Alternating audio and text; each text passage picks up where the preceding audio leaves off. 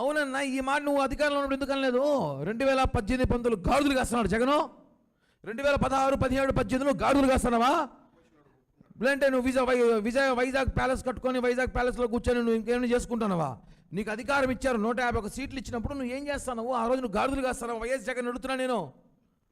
ఆ రోజు నువ్వు ఎందుకు రాజధాని ప్రకటించలేదు? దమ్ముంటే ఇప్పుడు నిజాల పవర్ ఉంది కదా. మోడీ కూడా చెప్తుంటున్నారు కదా, మోడీ గారి దగ్గర పేసి దండం పెట్టి చేసుకొని వస్తానావు కదా, అడుగుండొచ్చు కదా. సార్ हमको बहुत बड़ा రాజధాని హే, 110 కిలోమీటర్ హే, हम बनाएंगे అంటే పర్మిషన్ తెచ్చుకోవచ్చు కదా. ఆ రోజు నువ్వు ఎందుకు చేయలేకపోయినావు? హీరో వచ్చి మావి గన్ను, పక్కింటోడు గన్ను, ఏంది సోదంతా చెప్తున్నాం కదా. ఇవన్నీ కుదరదు. అమరావతి రాజధాని, ప్రజలు అమరావతి అయిపోయి ఉంటారు. నువ్వు చెప్పినావు కదా మావి గన్ను వెసెస్ అమరావతిని.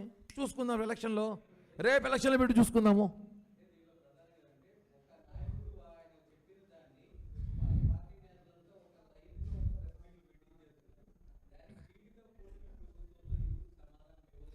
ఎందుకు ఇవ్వలేరన్నా? మాకు పనులు ఉన్నాయా? ప్రెస్ మీట్ పెట్టుకుని ఉంటారు 4 మంది మా నాటలు ఉంటారు. మా బాధ్యత అవన్నీ చేసే పనులు వేరే వాళ్ళు చూసేవాళ్ళు కొంతమంది ఉంటారు. మేము ఒకటే అమరావతి అభివృద్ధి చేసి చూపిస్తాం. 2029 ఎన్నికలు పోయే ముందు, 2024 ముందు అమరావతి, బిఫోర్ మేము చూపించే ప్రజల్లోకి వెళ్తాం. ఇది మాత్రం వాస్తవం. అమరావతి 5 ఏళ్ళ ముందు వినున్నా,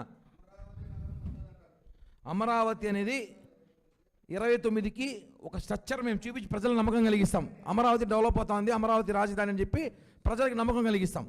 ఎందుకంటే 5 సంవత్సరాలు వాడి మ్యాజిక్ చేయడానికి ఏ అయితే ఉంది. అమరావతి కాదు, జపాన్ తెచ్చి తెచ్చచ్చు. అమరావతిలో 10 నిమిషాల్లో ఏఏలో జపాన్ కాదు, వేరే కంట్రీ కూడా తెచ్చి తెచ్చచ్చు. అమరావతి నిర్మాణం జరుగుతూ ఉంది, చేస్తాం. రోడ్లు వేస్తాం, మొన్న బిల్డింగ్లు కట్టినాం, వాటర్ తీసుకొస్తున్నాం, ప్రాజెక్టులు తీసుకొచ్చాం, కంపెనీలు వస్తున్నాయన్నా.